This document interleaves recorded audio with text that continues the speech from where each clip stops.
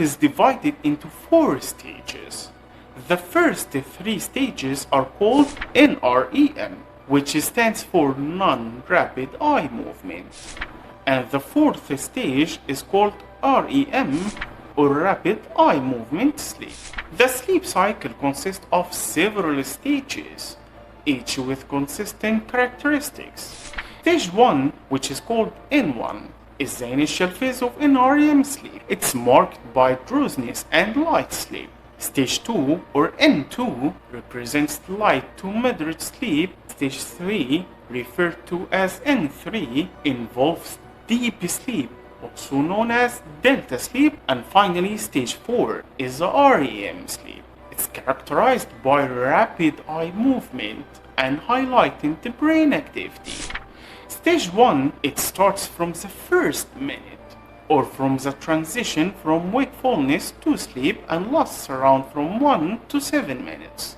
This is the drowsiness and light sleep stage. When you are in sleep stage 1, you drift from wakefulness to sleep. During stage 1, your body isn't fully relaxed, but your brain and body activates, starts slowing down, and you begin to relax if you are not disturbed. Creative luminaries like Thomas Edison were reportedly among those who recognized the importance of N1 sleep. To get a jolt of creativity, they sometimes napped while holding a heavy object that would drop and wake them as they drift off to sleep. Then they could draw on any novel ideas or solutions gained from their early stage dreams. My dear viewer, to better understand the links between N1 and creativity, on 15th of May 2023, a study published in Scientific Reports by MIT and Harvard researchers examined how sleep and dreams influence creativity.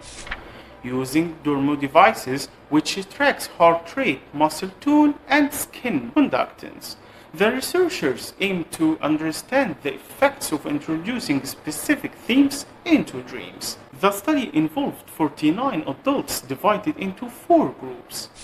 2 groups slept while wearing dormy gloves. One was prompted to think about trees as they fell asleep, while the other received no theme. The remaining 2 groups stayed awake, with one focused on thinking about trees and the other simply describing their thoughts. The result showed that participants into the 2 sleep groups had higher creativity scores than those in the awake groups. Participants who dreamt about trees had creativity scores that were significantly higher than those who slept without the cue to think about trees.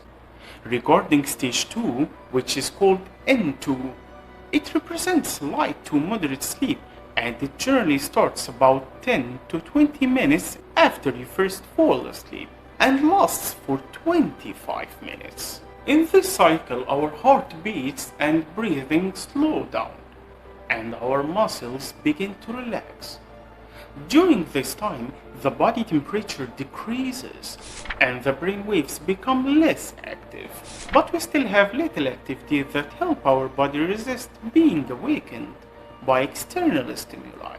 Throughout the night, stage 2 can become longer during the sleep cycle. Generally, we spend about half of our sleep time into sleep. Then we move into sleep 3 or N3, which is called deep sleep or delta sleep cycle. It's called deep sleep because of the identified patterns of brain activity. It starts between 20 to 40 minutes after first dozing off. Deep sleep lasts for up to an hour at a time. Then you drift into deep sleep again approximately every 90 minutes. In this cycle, it's more difficult for someone to wake you up. Your breathing rate, muscle tone, and pulse rate decrease during N3 sleep, and your body begins to further relax. Deep sleep is crucial to getting restorative sleep. This stage allows our body to recover and grow. Stage 3 also boosts your immune system and impacts some of your other bodily processes. While brain activity is reduced in stage 3, evidence suggests that deep sleep contributes to creativity, insightful thinking, and memory. During the first half of the night, you spend more of your sleep time in deep sleep. Throughout the night and subsequent sleep cycles, deep sleep stages get shorter. Deep sleep is the most restorative sleep, and it's when we produce most of our growth hormones. For children, this is what helps them grow and develop. However, for adults, growth hormones are involved in youthfulness. This sleep stage has been shown to have potential importance regulating glucose metabolism, and elite athletes value deep sleep because it helps them replenish their energy stores. Stage 4 REM or rapid eye movement usually happens 90 minutes after falling in most circumstances. You don't enter REM sleep until you've been asleep for approximately 90 minutes. The first period of REM typically lasts 10 minutes. Each of your later REM stages gets longer, and the final one may last up to 1 hour. Your heart rate and breathing quicken. Brain activity picks up during REM sleep, coming close to same as waking hours. However, the body also experiences a temporary muscle paralysis called atonia. There are 2 exceptions to atonia: the muscles that control breathing and the eyes. Although your eyes are closed, they can also be seen moving quickly, and that's where the name rapid eye movement comes from. But when this atonia persists, as you are either falling asleep or waking up, it can lead to a phenomenon known as sleep paralysis. During REM sleep, your brain intentionally paralyzes most of your muscles to prevent you from acting out your dreams. Acting out your dreams refers to physically moving or responding to what's happening in your dreams as they were real. For example, if you're dreaming about running without atonia, your body might try to actually run while you are still asleep. And this could lead to potentially dangerous situations, like hitting something or falling out of bed. The paralysis atonia during REM sleep is your brain's way of keeping you safe by preventing these dream-related movements. However, if you wake up while still in paralyzed state, that's when sleep paralysis occurs. You're aware of your surroundings, but your body remains immobilized as if it's still in the REM stage, creating the unsettling experience of being unable to move or speak. The exact cause of sleep paralysis is unknown. Studies have analyzed data to determine what increases the risk of sleep paralysis, but the results have been mixed. The researchers believe that multiple factors contribute to onset of sleep paralysis. For example, on 19th November 2010, a study conducted on Chinese and Taiwanese patients. The study found that people with obstructive sleep apnea or OSA, which is a sleep disorder characterized by repeated lapses in breathing, it reported higher rate of sleep paralysis. In this study, 38% of those with OSA experienced sleep paralysis, suggesting a strong connection between the 2 conditions. Many cultures have unique explanations for sleep paralysis. For example, in Greece, sleep paralysis is attributed to epilepsies, a demon causing pressure on the chest, treated with prayers and charms. And in Iceland, it's caused by the Mara, a spirit that induces nightmares with protection through charms or iron objects. And in Nigeria, it's linked to ancestor spirits, managed with rituals and offerings. Some cultures consider sleep paralysis as the work of jinn. Jinn are supernatural beings, believed to cause the sensation of a heavy presence or pressure during sleep paralysis. The REM stage is believed to be highly associated with cognitive functions, such as learning, memory, and creativity.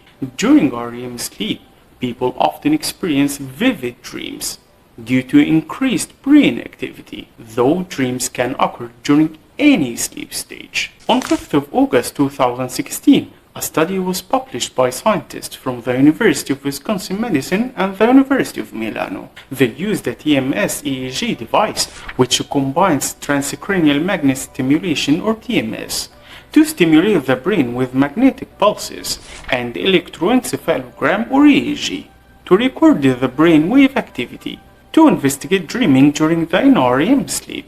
The study found that over half of the participants reported dreams when they were woken from the NREM sleep, although these dreams were shorter and less detailed than those from REM sleep. Additionally, the longer and more vivid dreams, the more the brain activity resembled patterns seen during wakefulness or REM sleep. And during the last third of the night, when there is a higher concentration of REM sleep, nightmares are more likely to occur.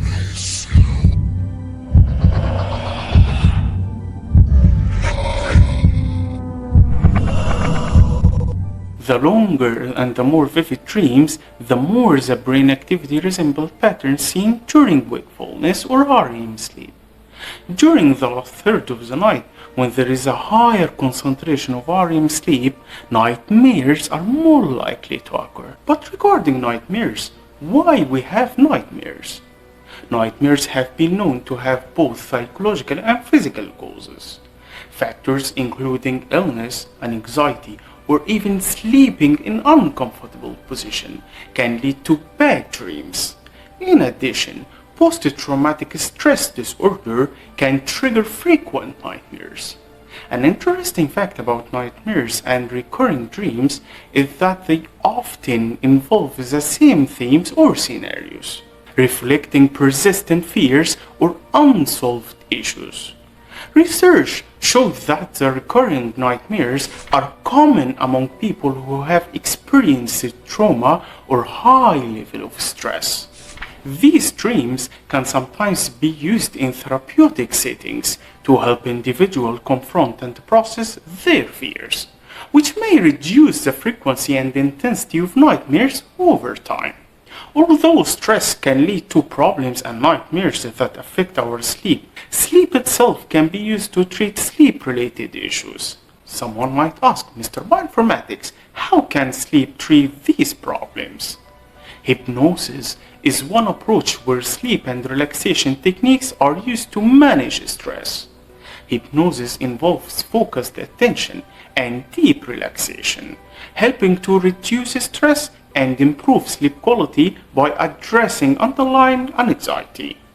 A study published by Harvard Medical School demonstrated that hypnosis significantly reduces stress and alleviates symptoms related to sleep disturbances. The research showed that participants who underwent hypnotherapy experienced notable improvements in both stress levels and sleep quality. But stress doesn't always lead to nightmares. It can also cause sleepwalking, where individuals perform complex behaviors while asleep. Sleepwalking is a parasomnia, an abnormal behavior occurring during sleep.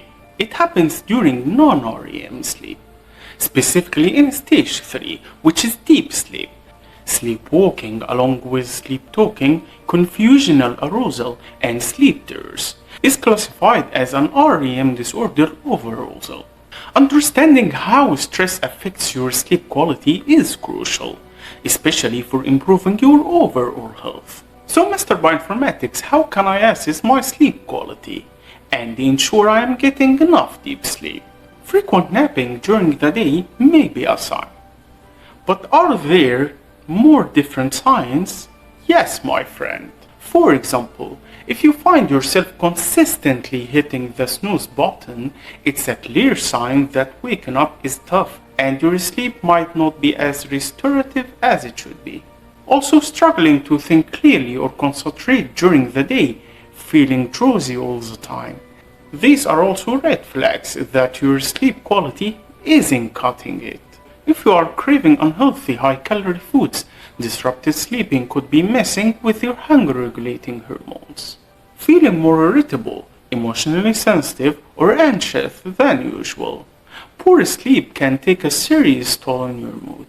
Dozing off in inconvenient places, like at your desk or while driving, is a clear signal you are not getting enough sleep quality. Difficulty learning new information or forming memories, it's like due to inadequate sleep. Reduced attention and alertness are also signs. Prioritize good sleep, it makes a world of difference. My dear friend, understanding how light affects our sleep patterns and the circadian rhythms has become increasingly important. Our internal body clocks or circadian rhythms play a crucial role in regulating sleep and overall health. But what's the difference between biological clock and our circadian rhythm? Your biological clock is essentially your body's internal timekeeping system that tracks the passage of time. Your circadian rhythms, on the other hand, uses this time information to regulate the timing of various bodily functions, such as sleep-wake cycle and hormone release. Think of your biological clock as a watch that keeps track of time, while your circadian rhythm is the schedule that organizes your body's activities according to this time. Disruptions to these rhythms, such as those caused by irregular sleep schedules or light exposure, can lead to various health issues. To address this, a study conducted by the Lighting Research Center, published on December 19, 2014, offers a valuable insight into how tailored light interventions can influence circadian alignment and sleep quality. The study tested whether using flashing blue light through closed eyelid could delay circadian phase and improve the sleep in older adults and individuals with early awakening insomnia. The study involved 28 participants who wore either a flashing blue light mask or flashing red control light mask during sleep. The blue light is the light that comes from electronic devices such as smartphones and tablets. On the other hand, red light can either from candles or LED bulbs. The key finding was that flashing blue light significantly delayed the onset of melatonin with a mean phase of 34 minutes compared to 6 minutes for the flashing red light. What is melatonin? Melatonin is a hormone crucial for regulating sleep. This hormone has been secreted from 22 o'clock and gets the peak to 2 to 3 o'clock. Participants also started sleeping at about 46 minutes later after using the blue light. However, the invention didn't impact overall sleep quality. Blue light is particularly effective at influencing the circadian clock because it has a high intensity in the blue spectrum, which is very effective at suppressing melatonin production. This suppression can delay sleep onset, but on the other hand, red light has a much slower effect on melatonin suppression, and it doesn't significantly affect the circadian rhythm. This is often used in nighttime setting because it minimizes disruption to sleep. My dear viewer, have you ever wondered why we often feel hungry after watching TV or spending a late night with family or friends? It turns out that sleep deprivation can significantly impact our appetite, particularly for high-calorie foods. When we stay up late, our body's hunger signal can become skewed, leading to crave fast food and snacks. Additionally, a lack of deep restorative sleep may contribute to insulin resistance, which is linked to heart disease and type 2 diabetes. So as you enjoy your late night activities, remember that managing your sleep is crucial for maintaining a healthy appetite and also for overall well-being. Take care of yourself and make sleep a priority. On the other hand, for red light, some researchers in China published an article with a study titled Red Light and the Sleep Quality and Endurance Performance of Chinese Female Basketball Players. Researchers evaluated the effect of red light therapy on 20 female athletes. Participants were randomly assigned to receive 30 minutes of red light therapy every night for 14 days. When compared to a placebo group that didn't have light therapy, participants had improved sleep quality, melatonin levels, and endurance performance. Sleep, my friend, is more complicated than what you think. It's not all about sleep quality even and quantity, but also genetics play an important role. On 1st of December 2014, a study was published by the Department of Psychology at the Universities of North Texas and Wisconsin in the United States. The study examined the differences in self-reported sleep duration among adolescents aged 11 and 14 years old across various races and ethnicities. The research involved a diverse sample of 1,543 young adolescents from local medical schools, including 62.7 from white, 23.7 Hispanic Latino, 10.4% African American, and 3.2% Asian participants, with nearly equal representations of boys and girls. The study found a trend suggesting that boys generally reported more sleep than girls, with p-value equal to 0.67. That's indicating that the result was not strong enough to be conclusive. If the p-value is more than 0.05, it suggests that the observed results could likely be due to chance rather than a true effect, meaning that's not enough evidence to conclude a statistically significant differences or relationship. Significant differences in sleep duration were found among racial and ethnic groups. P-value were less than 0.001, meaning the likelihood that these differences occurred by chance is less than 0.001, with Hispanic and African American students reporting shorter sleep durations compared to white and Asian students. Additionally, the interaction between sex and race or ethnicity was significant when p-value was 0.013, showing that the combined effect of sex and race or ethnicity on sleep duration was statistically significant, specifically for Hispanic boys and African American girls. They reported significantly shorter sleep duration than their white and Asian counterparts. Genetics can significantly influence how much sleep you need. On August 14, 2009, researchers at the University of California, they identified the key genetic factor related to sleep duration. Researchers discovered a mutation in the DEC2 gene that affects how much sleep a person needs. A single DNA sequence change causes switch from proline to arginine in the amino acid of DEC2 protein. Family members who carried this mutation slept an average of 4 to 6.25 hours, while non-carriers in the family average over 8 hours. In 2019, the same researchers identified a rare gene mutation linked to needing less than 6.5 hours of sleep nightly. Using whole genome sequencing on 50 families, they discovered that ADRB1 gene mutation, previously unassociated with sleep duration, enhancing our understanding of genetic influencing of sleep.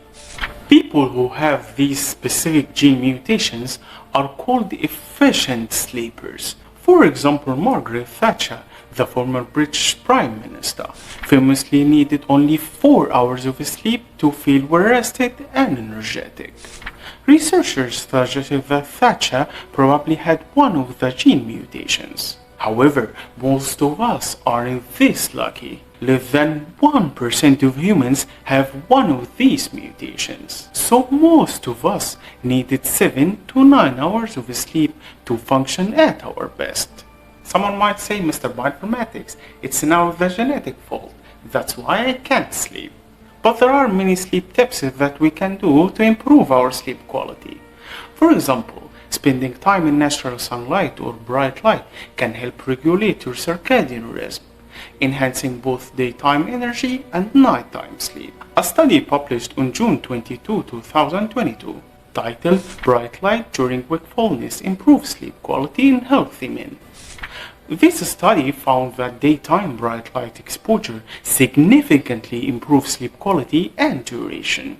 On the other hand, nighttime exposure to blue light from screens, such as smartphones, tablets, computers, and televisions, can lower our melatonin levels, making it harder to relax and achieve deep sleep. To counteract this, Turn off all of these devices and any bright light at least 2 hours before bedtime. Additionally, while caffeine can boost focus and energy, but in 2023, a research conducted across multiple institutions found that consuming caffeine late in the day can reduce total sleep time by 45 minutes and decrease sleep efficiency by 7%.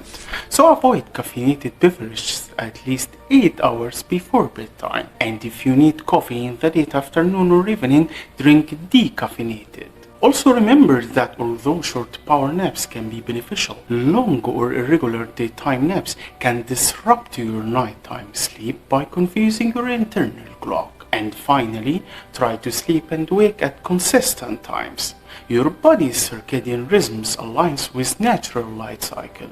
So sticking to regular sleep and wake times can improve longer sleep quality. A review of 41 studies published on 15th of October 2022 by Canadian researchers in applied physiology, nutrition and metabolism found that irregular sleep patterns or going to bed late negatively impact the sleep quality. And here we end the end of our episode. Thanks for watching. If you find it helpful, please share it with others who might benefit. Please let us know if there is a specific topic you would like us to cover in the future episode. See you next time.